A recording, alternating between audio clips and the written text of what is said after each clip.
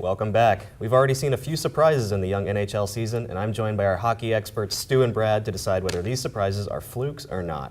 So starting with the atrocious Chicago Blackhawks penalty kill, Stu, is that a fluke or not? I don't think it's a fluke right now because we've seen this in the past year as well. At the end of the last season, their penalty kill started to decline, even though it's still Seabrook out there. It's still Hossa. They haven't really lost anyone. Sure, Andrew Shaw moved on, but he's more on the offensive side. On that sense of losing people, their team is made up a lot of more young guys this year. So I think, one, Jonathan Toews, one of the best players in the league, an elite player, two-way player. He'll bounce back from his slow start. That'll improve the penalty kill. Well, that's what they're assuming they will. But again, Toews is older. He's already played in a few games this year because of the World Cup of Hockey.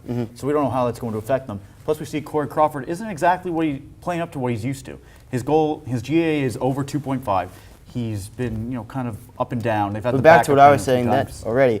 Toews is definitely going to bounce back. Yes, he's lost a step. Maybe he's older, but he's definitely still at that elite level. You have a ton of young guys in the lineup this year, new guys to the NHL. I definitely think it's going to take some time. Yeah, we'll definitely see. It'll be interesting to watch. But now, the Edmonton Oilers, they usually find themselves at the bottom of the standings. Now they're at the top. Brad, is that a fluke or not? Not at all. Coming into the year, I was really skeptical. I thought the Taylor Hall move was terrible, but you come into the year, Connor McDavid, he's a top 5 player in the world. Down the middle, McDavid, Nugent-Hopkins, Draisaitl, deep. Lucic was a great signing. He's got grit. He's a veteran leader. Adam Larson's a steady right-handed defenseman presence. I think things are looking up for them. How far they'll go, we shall see. But I think it's definitely the best situation. I don't think it's going to go that much higher because they're still in an incredibly competitive division within the NHL. They have the Kings, the Sharks, both in that division. They have everything going on there. And there's so much that could happen, especially with Anaheim there as well. You don't really know. But you look at them so far, it's the perfect storm. The talent's coming together.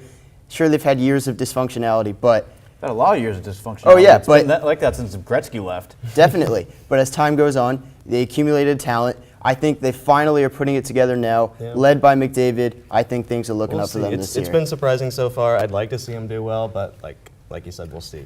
So now the Rangers are scoring goals this year, and they haven't been doing that in the past. So Stu, is that a fluke or not? I honestly have no idea what's going on there because you have all this talent there, which usually is more on the defensive side but you look at it as well, they've been playing sort of bad teams as well. They played the Bruins when they were on the third-string goalie / the first string for the AHL. They've played the Hurricanes, and that's the most recent team that they just blew out of the water.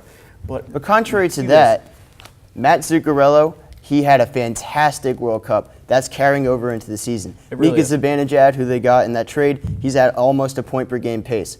Rick Nash, still a veteran who can score goals. Chris Kreider, who's a good presence.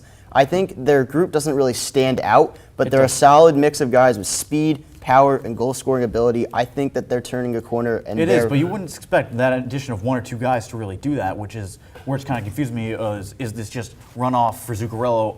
Because he's really, I think it's more not really on this level normally. He's kind of playing a little higher. That's true, but I think it's just a good group of guys and a real good amount of chemistry between 3 different groups of forwards: speed, goal scoring, and power. I think it's a perfect storm for them as well. They've definitely been fun to watch so far, which is something we haven't been accustomed to seeing in the past. So.